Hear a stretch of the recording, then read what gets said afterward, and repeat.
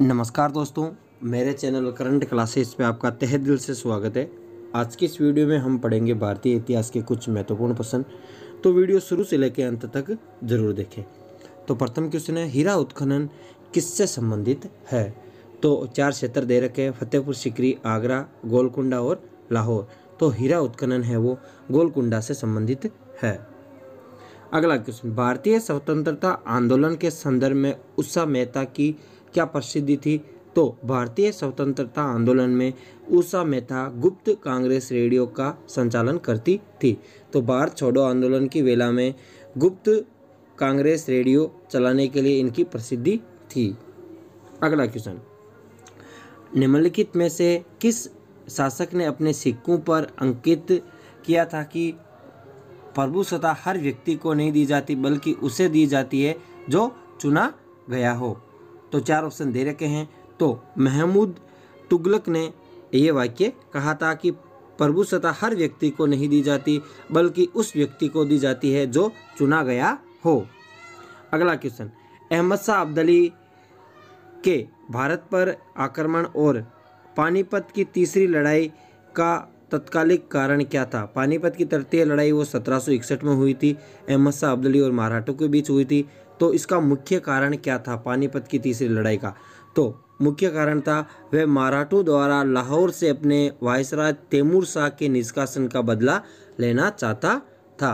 अहमद शाह अब्दाली मराठों से लाहौर में अपने वायसराय तैमूर शाह के निष्कासन का बदला लेना चाहता था क्योंकि इसने मराठों ने तैमूर शाह को शरण दी थी। अगला क्वेश्चन, गुप्त साम्राज्य के पतन की अनुमानित तिथि क्या है? तो गुप्त साम्राज्य का पतन कब हुआ था? 550 ईस्वी में गुप्त साम्राज्य का पतन हो चुका था। अगला क्वेश्चन, पुरुषपुर किसका प्राचीन नाम है? तो 4 ऑप्शन दे रखे हैं। तो पेशावर का प्राचीन नाम क्या है? पुरुषपुर। अगला क्वेश्चन, किस ग्रंथ में शूद्रों के लिए आर्य शब्द का प्रयोग हुआ है?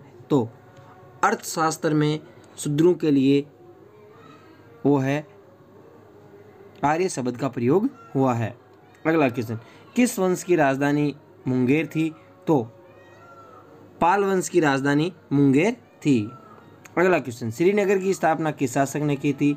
तो श्रीनगर की स्थापना महान शासक अशोक ने की थी। अगला क्वेश्चन, वृहत कथा की रचना किसने की थी? तो वृहत कथा की रचना है वो गुणाढ्य ने की थी और गुणाढ्य है जो राजा हाल के राजकवि थे। अगला क्वेश्चन, सबसे प्राचीन वंश कौन सा है? तो प्राचीन राजवंश कौन सा है? मौर्य राजवंश है वो इनमें सबसे प्राचीन राजवंश है। अगला क्वेश्चन, सम्राट अशोक की वे कौन सी पत्नी थी जिससे वो सर्वाधिक प्रभावित हुए थे? तो सर्वाधिक प्रभावित अशोक कौन सी पत्नी से हुए थे? तो वो हुए थे कारुवा की पत्नी से। कारुवा की पत्नी से वो सर्वाधिक प्रभावित हुए थे। अगला क्वेश्चन, बुद्ध में वैराग्य भावना किन 4 दस्युओं के कारण उत्पन्न हुई थी? तो महात्मा बुद्ध में वैराग्य की भावना बूढ़ा, रोगी, मर्तक और सन्यासी के 4 दस्युओं के कारण उनमें वैराग्य की भावना उत्पन्न हुई थी। अगला क्वेश्चन, महात्मा गांधी ने कुमाऊं की यात्रा सर्वप्रथम कब की थी? तो महात्मा गांधी ने कुमाऊं की यात्रा जून 1929 में की थी। अगला क्वेश्चन, 1585 में अकबर ने अपनी राजधानी कहाँ स्थानांतरित कर दी थी? तो अकबर ने अपनी राजधानी फतेहपुर सीकरी को अकबर के सपनों का नगर कहा जाता है और इन्होंने अपनी राजधानी है वो कहाँ पे स्थानांतरित कर दी? लाहौर स्थानांतरित कर दी थी।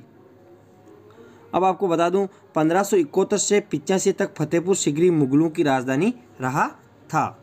1571 से 1585 तक। अगला क्वेश्चन, इलेक्ट्रॉनिक वोटिंग मशीन यानी ईवीएम का प्रयोग भारतीय चुनावों में कब प्रारंभ हुआ? तो ईवीएम का प्रयोग है वो 1998 के चुनाव में हुआ था। अब है भारत में सबसे पहले आने वाले और सबसे बाद जाने वाले यूरोपियन कौन थे? तो पुर्तगाल है वो सबसे पहले आए थे और सबसे बाद में वापस गए थे। अगला क्वेश्चन, किस धर्म के मंदिरों को आतिश बहरम कहा जाता है? तो कौन से मंदिर है? तो पारसी धर्म के मंदिरों को आतिश बहरम कहा जाता है। निम्नलिखित में से किस क्रांतिकारी को उनके साथी क्विक सिल्वर कहा करते थे? तो चंद्रशेखर आज़ाद को उनके साथी क्विक सिल्वर के नाम से पुकारते थे। अगला क्वेश्चन, जापान के हिरोशिमा शहर पर परमाणु बम कब गिराया गया था?